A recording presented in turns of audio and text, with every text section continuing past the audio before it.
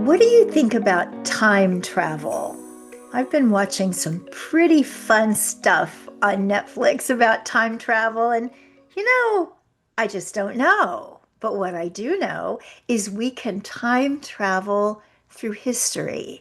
And today we're going to time travel through the history of the health side of the vegan way of life with a fascinating guest and some fascinating stories. Hi, everybody. I'm Victoria Moran, and this is the Main Street Vegan Podcast.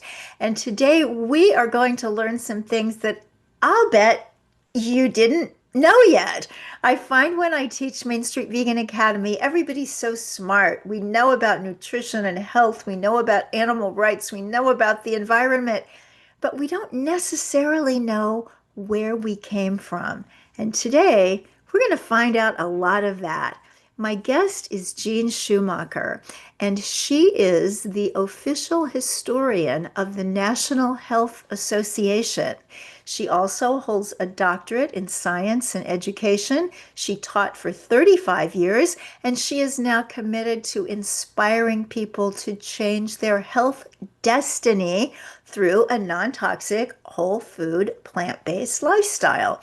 You can find her at simplyplantbased.net and you can meet her right now. Welcome, Jeanne. Thank you so much for that incredible introduction. You're very Oh, thank you so much for being here. We did have some technical snafus earlier, and Jeanne has been infinitely patient. Maybe patience comes from studying history. But thank you so much for being here. So, I do want to know before we get into the really interesting history of our movement, you have a pretty interesting history of your own. Tell us how you got here. well. My journey started with a trip to the emergency room, and I had over 105-degree fever. My blood pressure was way off the charts. I should have stroked out, but I think that was his way of going, "Do I have your attention?" "Yes, sir. You have my attention." And the woman he sent me was not only a medical doctor, but she was a nutritionist. And when I got out of the hospital, they never did find out what it was. And I really don't care because it brought me here. And when I got out of the hospital, I went to see her as a nutritionist, and she started me on prevent and reverse heart disease, and I haven't looked back since. I have done everything that I can to learn more, going through E. Cornell, Dr. McDougall, and reading every book I can get my hands on, and just educating myself, going to conferences, the NHA conference, plant nutrition conferences. Yeah. Well, I love your story because most people who do find a doctor who claims to be a nutritionist, who claims to know something about food, which many do not, and many admit that they do not, but the nutritionally oriented ones are so often oriented to a take on nutrition that is not ours. And you were really blessed to find somebody that took you to the good stuff right away. So we do have a history. It predates you and me. It predates Dean Ornish. It predates PETA. All of these things that people think, well, maybe it started, just a little while ago. No, there is a long history here. I think there's even an ancient history, but what we're going to be talking about today is the modern history, starting in the 1800s, that has really provided the foundation for a whole food plant-based lifestyle to be something that can be promulgated today and can be proven by modern science. So start with guy number one, in your opinion, of this movement. I think that would be Isaac Jennings, and they consider him to be the father of fasting. And he was born in 1788, Ooh. and he went to Yale. He got, for that day, he got a good education. He came back to Connecticut, set up shop, and started practicing as he had been taught. And I think his epiphany started with a woman who was dying of typhus and literally one step above death. And he's like, and he started noticing along the way, not just with her, but with the medications, that they weren't really effective. They weren't really helping. They caused more problems than good. And he realized that very quickly on. And with this woman, he said, okay, we're done here. We're stopping all medications, and just gave her fresh, clean spring water. and she recovered. Wow. And that was his epiphany moment. And he knew, though, that I mean, because when you think back in the 1800s, what medicine was like, oh my God, it's surprising that anybody survived. For example, they wanted no fresh air. They feared fresh air, cold, fresh air. No, no, no, no, no, no. Windows were tight, closed, doors, like you go into the sick room, you went in as quickly as possible and closed the door quickly so no fresh air would come in. Water, they didn't want you drinking water. So more people died of dehydration than the actual disease itself. Bloodletting. Oh my God. If you died in the process of them leaking out your blood, they're like, oh, we didn't get in time, the bad blood out in time. And if you survived that, it's like, oh, we got the bad blood out in time. Really? Oh, okay. So, they were just horrific things that they were doing to you. And some of the medicines were just so toxic. Oh my gosh. So he realized very quickly on that you needed to have clean air, fresh water, sunshine, exercise, clean food. He realized very quickly on. And so as he would go around, because doctors were back in that day going around horse and buggy, and they saw what these people were living in. And so he started making his own like vegetable tinctures and bread pills. They were placebos, basically. And so he wanted them to hydrate. And so to get them to do that, he's like, oh, now this is really powerful stuff now. We're going to take a teaspoon. You're going to put it in water. Drink one of these every hour. So he's getting them to hydrate. And, oh, take this bread pill once a day. No, I don't want you to eat anything. Just take the bread pill. It's powerful. I mean, he didn't call it a bread pill, just some prescription. But it wasn't anything, it was just a placebo. And people were getting better. And no one could set up shop, near him because his results were so phenomenal. And Wow. I think after about 20 years, he kind of felt guilty that he thought he was deceiving the public. And so he came forward. And some of his patients still continued to follow him, and other people were literally ready to tar and feather him and carry him out of town. So, Because he wasn't giving real drugs and they right? thought he was. No, they thought he was, and he wasn't. So that was one of the first guys that has an amazing story. Yeah. Yes. And against the background that you talked about with what was passing as medical practice in those days, they were actually giving people mercury vapors. I remember reading that when a man needed to go see a doctor, and people really put off going to doctors because they so often felt so much worse after, but the wife would say to the man, "Come back in 2 weeks. I don't want you here," because they would be temporarily insane from the mercury. Wow. Yeah, no, it was a big deal. It was a big deal. The Wow. So we had Jennings, who ought to have statues all over everywhere, and most people are probably hearing from him for the first time. And then Graham. Now, Graham, we've all heard of because we used to eat those graham crackers. Let's talk about him. Yeah. Well, that graham cracker is not the same as the one that's just not the same recipe, just saying. But he was renowned for that. And Reverend Graham, Dr. Reverend Graham, he actually was one of 17 children. He was the youngest. And his father died when he was 2. And his mother was left with 17 children by herself, going, oh my gosh. So she started farming the kids out, and he ended up with a family that owned a saloon. And so he saw firsthand the impact of alcohol on people. And that's what everybody drank back then was alcohol. And so he became very supporting of temperance. And that was his first initial crusade, was going around about temperance. So he was amazing. So hold that thought because I want to dive into his name is Reverend Dr. William Metcalf. Now, this gentleman was from England. He came over, he was with the Bible Christian Church. He came over to the United States in 1817 with a group of parishioners. They landed in Philadelphia, and they were already vegetarian. Now, the term vegetarian, there was no term for vegan. So basically, vegetarian basically was meaning that you were eating, vegetable, fruit and vegetable diet. And they took it to the next level, temperate, no alcohol, no coffee, no tea, no spices. They were very simple foods that they were eating. So, plus getting fresh air and exercise and all of the tenets that we know of lifestyle medicine today, they were already living it back then. Now, in 1832, there was a cholera epidemic that spread north, south, east, west in a New York minute. It was mowing people down like to beat the band. I mean, they were just like carrying the corpses out and stacking them up in the street. I mean, it was so bad. And in Philadelphia, which was the epicenter of this this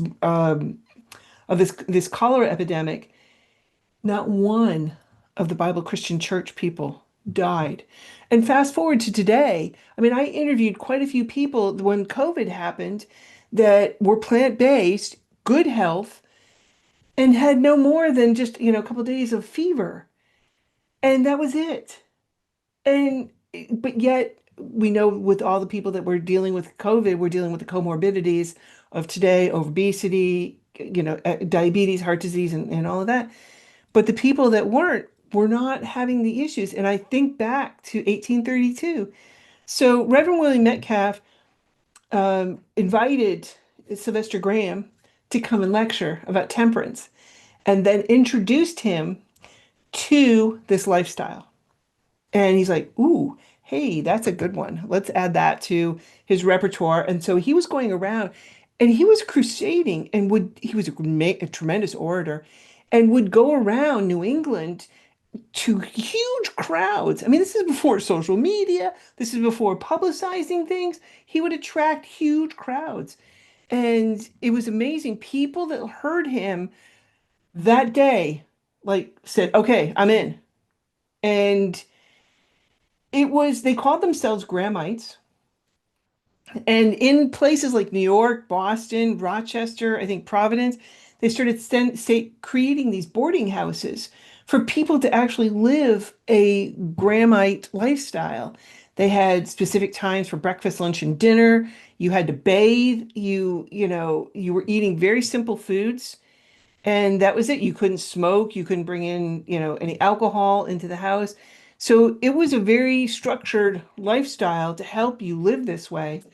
And it was amazing. And they actually had in Boston the first like health restaurant and store set up based upon Sylvester Graham. So he was amazing that he was going around lecturing and doing such amazing work. Yeah, and I heard that he was such a great orator that once when he was supposed to speak in Boston, the butchers and the bakers got together because they knew he didn't like refined flour and he didn't like meat. And they said, if we let this guy speak, we're all going out of business. So I think of him and I think of that spirit with so many of our wonderful doctors and speakers and people who are out there today. We are just trying every chance we get to carry the message. The technology is different, but the passion is the same. So you talked about Jennings, 1788 to 1874. When are we placing Graham and Metcalf approximately? Well, Graham was 1794 to 1851. Okay. Okay. And then Reverend Graham he was born in 1788 and I can't remember when he died. What an incredible memory you have. Well, yes and no. Yeah, Facts well, maybe the helps. kale helps that too. Okay, and then I learned from you. I thought I knew a lot about this stuff because I've been around this movement for a long time. Actually, you sent a picture of me from ages ago when I was writing something for the National Health Association people back when they were called the Natural Hygiene Society. I'm going to try to pull that picture up. But someone that I had not heard of until your wonderful article in Health Science magazine and talking to you for this interview, and that is a Dr. James Jackson. What's his story? Well, like most of these people that have been in this movement, he was sick as a child, and his father was a medical doctor, and his father kept practicing on him. and using him as an experiment, and he kept getting worse and sick and sick and sick. And he just knew that what his father was doing to him was making him worse, absolutely worse. And so he went to, it was a place called Dr. Silas Gleason, and it was a place in New York. And he went there and got, the healthy treatment, the lifestyle. They used hydrotherapy at that time, like water treatments, but it was the fresh food, it was the fresh air, it was the sunshine, it was the exercise. He recovered. And he's like, I'm in. He got his degree. He went to, it was called the Polytechnic Institute in Troy, New York. So he became a medical doctor. He got his degree there. And he started practicing. He created a place called Our Home on the Hillside, which was in Dansville, New York. And this is kind of interesting because several famous people came to him for treatment. One of them was Ellen G. White, okay, who is the founder of the Seventh-day Adventist. And she went and looked and learned from him the tenets, basically what make the Seventh-day Adventists, clean food, clean health, clean, washing the body, and all the basic tenets we know today of lifestyle medicine. She learned from him. And then another one was Clara Barton, who was with the uh, oh my God, Red Cross. I mean, Red Cross.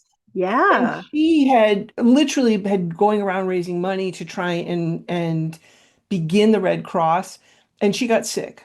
And so she went there and became very good friends with, her name was Harriet Austin, who was an apprentice of James Jackson, and she was one of the few women doctors who graduated from Dr. Russell Thacker Trall, his college that actually allowed women to graduate, because women during this period were not allowed to get medical degrees. They were not accepted in universities. They could not graduate as a medical doctor or practice.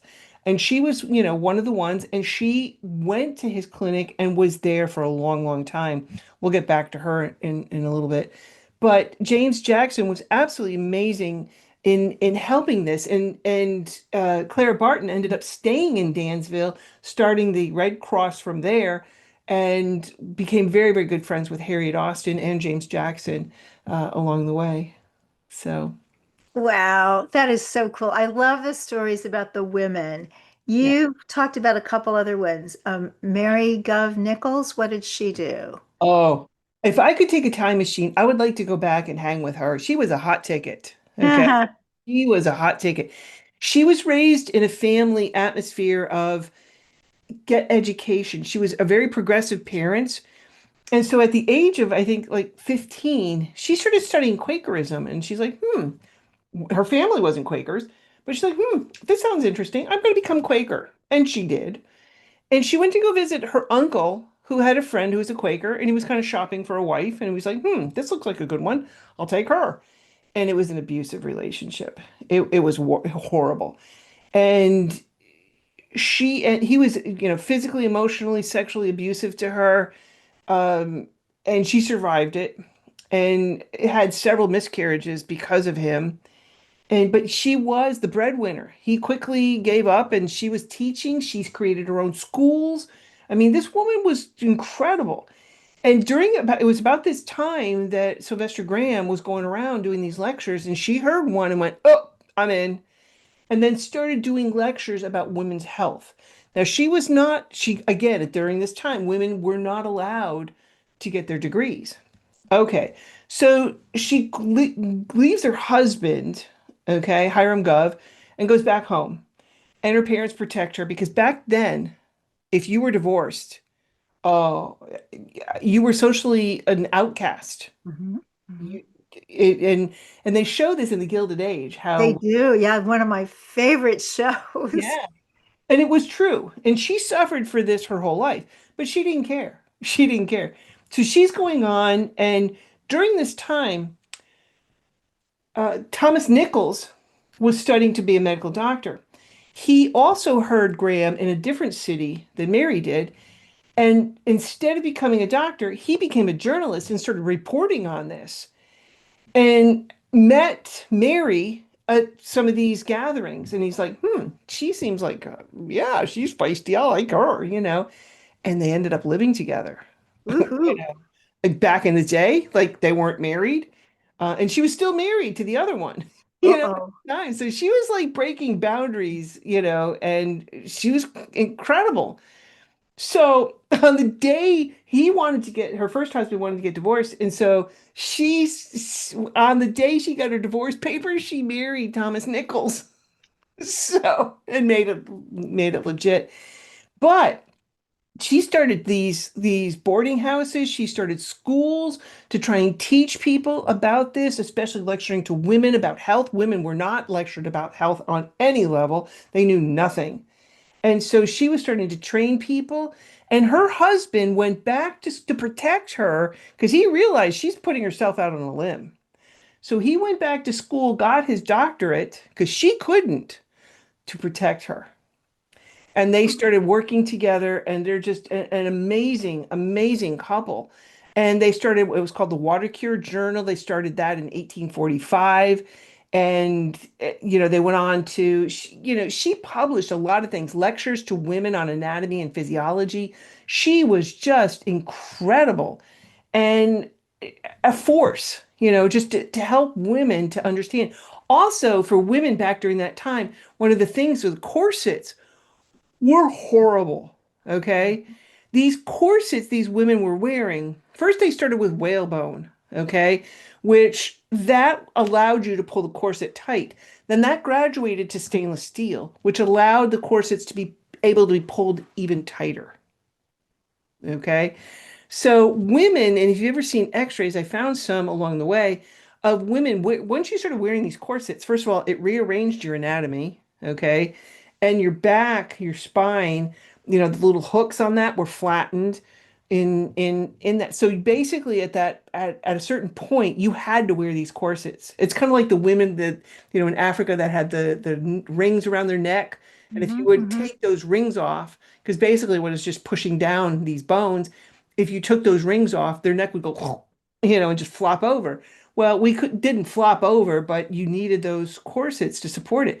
She was very much against dress reform, and she was just an amazing woman, which also then leads me to Susanna Way Dodds, another woman who was very, very big on dress reform because the clothing,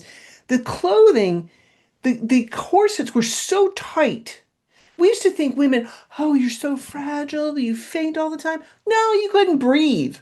Like if Ooh. you tried any kind of aerobic, walking, running, the corset was like a band of steel around your lungs, and your lungs couldn't expand and contract. You couldn't breathe.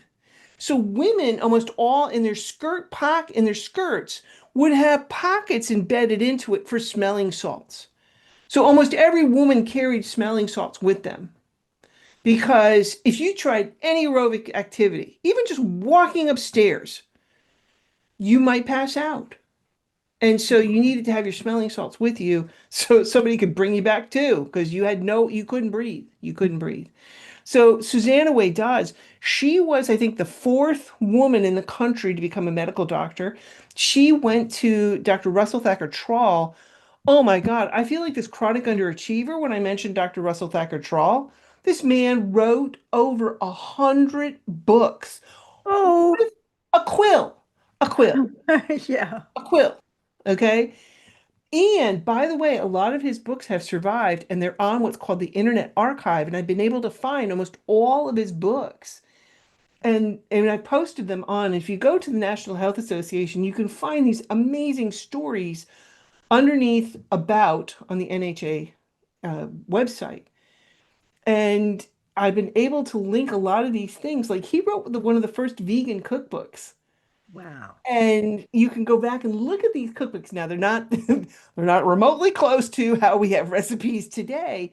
But this man, he started the first medical college that accepted women. Mm.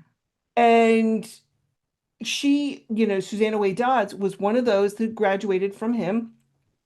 She went on to teach. She created, oh my God, I'm having a moment here. she went on to St. Louis and she created what was called the St. Louis Hygienic College of Physicians and Surgeons and became dean of this and was an instructor. Mind blowing. And she was also very big on women wearing, she had an outfit that she would wear. It was like a skirt, a dress down to her knees, and then she wore pants underneath. And so, oh my God, you're a man, all the crap that these poor women had to go through. But she couldn't work otherwise, I mean, these women were going around in these full-blown skirts. And it was horrible. The weight of these outfits. Yeah. So And anyway, she was another amazing, another incredible woman. And then Harriet Austin she actually helped. She worked with James Jackson. She went to study with him and became an apprentice. And then she had also graduated from Dr. Charles College and became a physician at his place. And she created, it was called the American Costume. And she created, for all the people that came there, she had like a pattern that she had created of clothing for women. Because that was the first thing they did. It was got them out of the corsets and got them into clothes that they could live in, that they could breathe in. And she was one of the first very, very big proponent about the women's dress reform. Very big on that. So yeah, there were just amazing people back then. But I have to tell you, one of the biggest impacts that pretty much killed a lot of this progress was the Civil War. mm, The Civil War just decimated the United States. And after the Civil War, especially in the South, you were just trying to survive. You were just trying to get some food. Never mind, like Russell Thacker Charles College had to close because people couldn't afford to go and pay to go to get educated, at the higher level. So a lot of things stopped. Publications stopped. The colleges stopped. Susanna Way Dodds had to shut down her place as well because she couldn't. There was no funding. So a lot of this happened, and then post-Civil War, there was this huge, like almost like recession, depression that happened after the Civil War. So that really had a huge, huge impact on the progress in this movement. There's a couple of people sporadic, but I think I've given you a good background. yeah. Well, when did it really pick back up again? It was in the early 1900s with John Tilden, okay? And he basically started publishing the late 1800s and then went into the early 1900s. He overlapped with Herbert Shelton for about a year, and then John Tilden passed. But the NHA started with, we go back to 1944. Sherman set the Wayback Machine to 1944. Jack Dunn Tropp and Irving Davidson had gotten together and had created what was called the New York Natural Hygiene Society. And so in this movement that they started, they were like, you know, there was an actual natural hygiene society in the 1800s. It was national. We need to start this again. So they reached out to the father, Dr. Herbert Shelton, who had been literally pulling all together the histories of all of these people, Sylvester Graham and William Metcalf and he got all of their writings together. He was a voracious reader and started synthesizing all of this information together and made a coherent way. And so they reached out to him and said, we need to do this nationally. And he's like, let's go. I'm in. And so in 1948, you have Herbert Shelton, you have Irving Davidson, you have the Dr. William Esser, who is the grandfather of Stefan Esser, okay, fourth generation plant-based, just amazing. You had Dr. Christopher Jean Curcio, Dr. Gerald Benish, Dr. Jesse Mercer Gam, and then you had the film producer Jack Dunn Tropp, who created a film in the 1950s about natural hygiene, and it's called The Greatest Adventure, and you can find it on YouTube. That actual movie, it's amazing. And they also had a publicist called Simon Gould. Those guys came together, and they were what we call the founders of the American Natural Hygiene Society. That is so cool because I met a lot of those people, and remember a great many of those people. I fasted in the 1970s at the health school. Herbert Shelton was very old by then. He was very sick with Parkinson's, but I was able to see him at a distance. And I don't know, maybe it was my imagination, but he certainly seemed like he had an aura. And I've talked about this picture that you sent me. I'm going to just try to show it for people who are joining us on YouTube rather than on one of the podcast platforms. So if you can see that, that's me in 1978 at my keyboard. I'm still there. It's just the device has changed, but I'm writing there something for what is now the National Health Association Health Science magazine. It was back in those days the American Natural Hygiene Society. And they still called it Health Science Magazine. So some things, oops, we have held on to. Okay. So now here we are in the 20th century. We're in the 1950s or so. And I know that Dr. Shelton was not received with open arms by the medical world, by the legal system. It was pretty hard to run a fasting institution back then. Can you tell us a little about that? Oh, it was. And most of these doctors, most of the founders that were medical doctors that were had practices faced this because they were accused of practicing.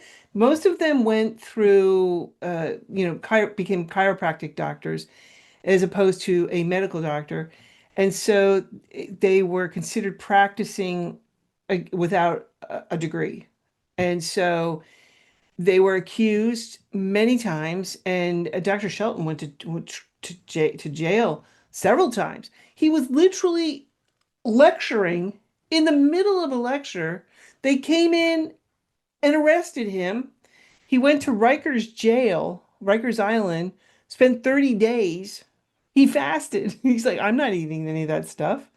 And when he got out, he was like, I'd like to thank the state of New York for giving me my first vacation. He wrote books while he was in there. Like what else is he gonna do? He was a very prolific author and wrote quite a few. And again, you can find a lot of these things either under the NHA, which has republished a lot of these things when they had when they were doing publishing as well. But I found a lot of his books as well, again, through the Internet Archives. So he had gone to court many times. In the last one, he lost. And one of the patients that he took in, that he was fasting, died, and they took him to court, and he lost. And so all of these people have been persecuted. Some of them had to leave states. I know in Dr. William Esser's case, he was again accused of this, and so left, one state to go to another state, and to set up practice. So it was tough for them. And I honestly, I don't know if I could have done that, going through what they did and being persecuted on so many levels. Because and it was ironic that they were accused of malpractice, medical malpractice, when they weren't practicing medicine. It was a whole different mindset. And they were accused of starving people. Okay, well, there's a big difference between starving and fasting. And so, but they For, couldn't understand that. for people who are not familiar with therapeutic fasting, can you just give a little summary of why someone would want to go somewhere and rest profoundly and not eat for an extended period of time? Well, especially if you're sick and you're dealing with some major disease. And I've known quite a few people that have gone to True North Health Center and have fasted. And think of it this way. I think of it as like you've got a certain amount of energy in your body. Digestion takes a phenomenal amount of energy. It just does.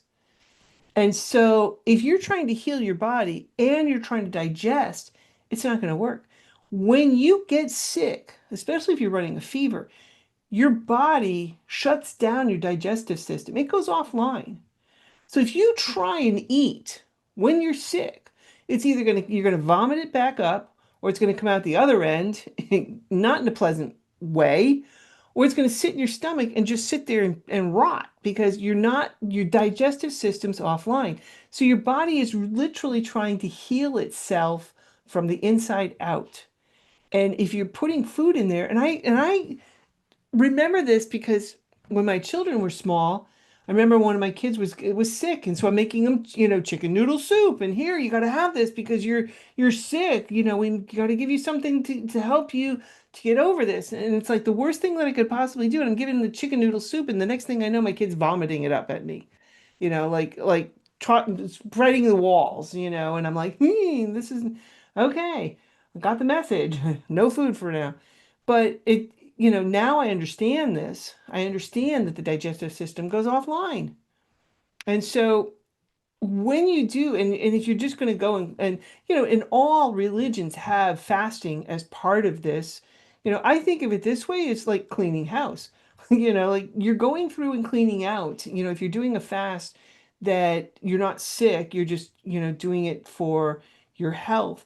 You go through and you're cleaning out all the debris and everything else because it takes a while for your body to clean up, all of these things. So I think, you've got several different kinds of fasting. One is if you're sick, to help you. Like anytime you get sick, just drink water, pull the covers over your head, and just stay in bed. We don't ever give our digestive system a rest. We never do, unless you're fasting. So it's letting that take a break, have a little vacation, but it's also you're cleaning out the rest of you're going through the cleaning of the closet, cleaning out all the other stuff, getting rid of that, waste. Yeah, the stories, the anecdotes, and the documentation of health restoration through fasting go back a long time. I know that in the 1970s and 80s, in the former Soviet Union, they were doing a tremendous amount of scientific research on water-only fasting. And there used to be so many hygienic institutions. I went to half a dozen of them. I did a lot of fasting in my youth. And now there's True North, as you mentioned, in Santa Rosa, California. There's the Balance for Life program with Dr. Sabatino in South Florida. And I think there's something in Ohio, maybe? Yep, with Gracie Ewan, she's got Yes. one there. But also there is Back to the Garden in Puerto Rico. Ooh. That couple, Asa and Joanna Frey, they trained under at True North and Aha. set up this Okay. So there are more options out there. And everybody, if you are interested in this, if you're just, vegan or vegetarian and not knowing about this whole incredible health movement that is really a sister movement of veganism, look into the National Health Association. They're a wonderful organization. It's very, very inexpensive to be a member. I think it's $35 a year, and you get their beautiful magazine. You can read it online, but it will come to you on paper, which is such a treat these days. And there is a series of articles from Jeanne about the history, which are utterly, utterly fascinating to. So do check out National Health Association, and we'll put their URL, etc., in the show notes at mainstreetvegan.com, as well as where you can find Jeanne Schumacher online, such as simplyplantbased.net and Simply Plant Based on Facebook. And we'll put all the others in the show notes as well. So, what did it do for you as a practitioner of this way of life when you started to learn about everybody who came before us? it opened my eyes. It really did.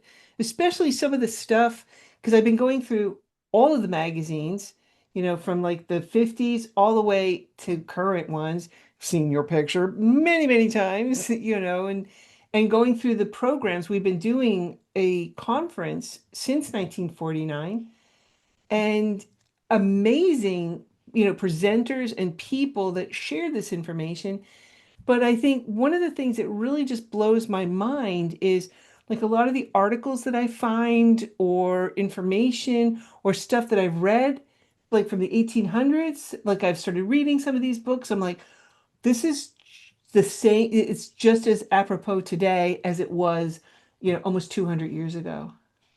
And I think that's what's like, whoa, I'm, pulling the curtains back and just seeing how we've known this information. Like, why has this not carried through? And I think the Civil War had a huge impact, that recession after the Civil War. Also, there wasn't that drive, and the medical industry was also just all over the place.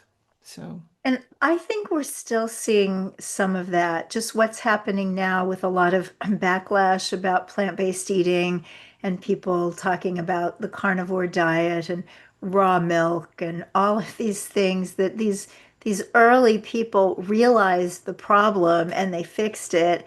And now it seems like some people want the problem to start up again. But I do want to finish, Jean, with perhaps a controversial question. But when I first came to this movement, there were no medical doctors that I knew of personally. I think we had one in the UK, Dr. Keki Sidwa. But in the States, everybody was, as you said, a doctor of chiropractic or a doctor of naturopathy. My own first husband, Patrick Moran, uh, was working as a medical technologist when I met him. He had a degree in biology and he had thought about medicine, but after he learned about natural hygiene and got so excited, he went for his chiropractic degree at the National College of Chiropractic, which is a very intensive 5-year program. And and yet you get out in the world and the respect is just not there as it is had he or someone else gone for a medical degree. So he was part of the hygienic practitioners group, and we knew people like Dr. Goldhammer and Dr. Furman, who of course is a medical doctor. I met Dr. Furman when he was still in medical college.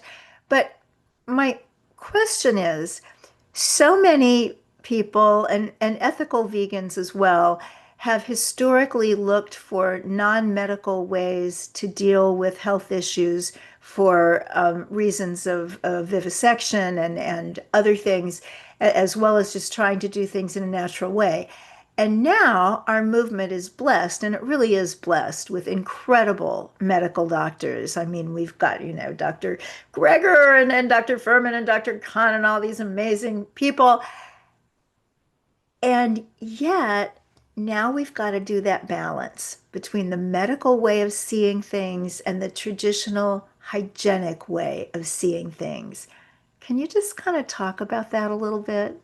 Because that is a tough one because I think, being raised, in the traditional way, you go to you got sick, you go to the doctor, you get a pill, that's what I was raised with, and that's what I believed, and, how I raised my children, uh, and I caused them a lot of health issues because of what I did. I didn't know any better. I was doing what I was taught as my mother raised me and all of that. So I think part of the problem is we need this education and to let people understand, like we need the user's guide here, to this human body. We don't come out of the chute with a book, with a guide.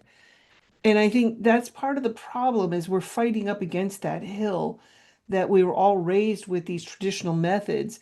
And I'm the only one in my family who has changed myself. And I come from both sides of my family are morbidly obese. And I'm the only one who has changed my health destiny. I mean, I've lost over 100 pounds and kept it off without dieting. I've healed my thyroid, which I was told was physically impossible. I reversed fatty liver syndrome. I've stopped rosacea in my face. I've stopped migraines. I feel amazing. My health is just, I hardly ever get sick anymore. My husband's reversed multiple sclerosis. I mean, and on and on and on. But yet that still isn't enough in my family. And it's in and I think that's part of this is that we need to get this message out and to let people know that your body can heal itself, instead of going for the next drug or whatever, because drugs are not going to help on any level. They can help address the symptoms, but there's not one drug out there that can reverse, nothing. I mean, if you go to like for example, the MS website, Roy Swank was already reversing MS back in I think it was like the 40s, 50s. He treated over 3,000 people with MS, but not one word of that is on the MS website. They talk about living with MS. We didn't want to live with it. We reversed it. And so I think that's part of we still have this mindset. And then on top of it, most doctors, and it's getting better, I have to admit, but most doctors graduate with very little nutrition. They might get oh, scurvy is caused by a lack of vitamin C. Okay, I think we got scurvy. We're down. We figured that one out. The sailors in England, they called them limeys because they would carry around limes in their pockets. That was what it was. But when's the last time you saw anybody with a protein deficiency in this country? Like seriously. And that's what we're concerned about. And I think I'm rambling on Mhm. a lot of this, but I just think we need to have this education to understand, and we're up against dairy, meat, processed foods, and first of all, hijacking our brain. Being someone who is, and I'll be the first to go, hi, I'm Jeanne Schumacher, I'm a food addict, and I am, but I've learned how to control this pleasure trap. And I think with all of the foods that's out there, especially the processed foods that's hitting our pleasure center, oh my God, light it up like a pinball machine, and you can't stop it. Oh, I can't give up cheese. I can't give up this. I mean, I lecture all the time around here, and people are like, I can't give up my meat. I can't give up my cheese. I can't give up my dairy. I can't give up this, that, the other thing. There you go. Yeah. Well, it's utterly fascinating. And sometimes I think some of the simplest messages, I think in terms of animal rights, what PETA says about animals are not ours to eat, wear, experiment on, or use for entertainment, period. Not with a lot of little footnotes of when it's okay and maybe we'll do it better in this. No, it's just simple. And I think on the health side, it's the natural hygiene creed that the body is a self-healing mechanism when given the needs of life and otherwise left alone.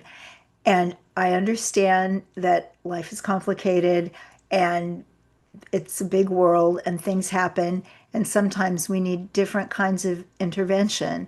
But that still does not nullify this basic statement that at least until it gets to a certain point, the body is a self-healing mechanism. And to know that is just so empowering. And I thank you for empowering people with all your work, your teaching, your lecturing, your writing, and now all these wonderful articles on the history of this movement. It just makes me know that we're part of something strong and true and ongoing. And I thank you so much for being with us today. Well, thank you for having me.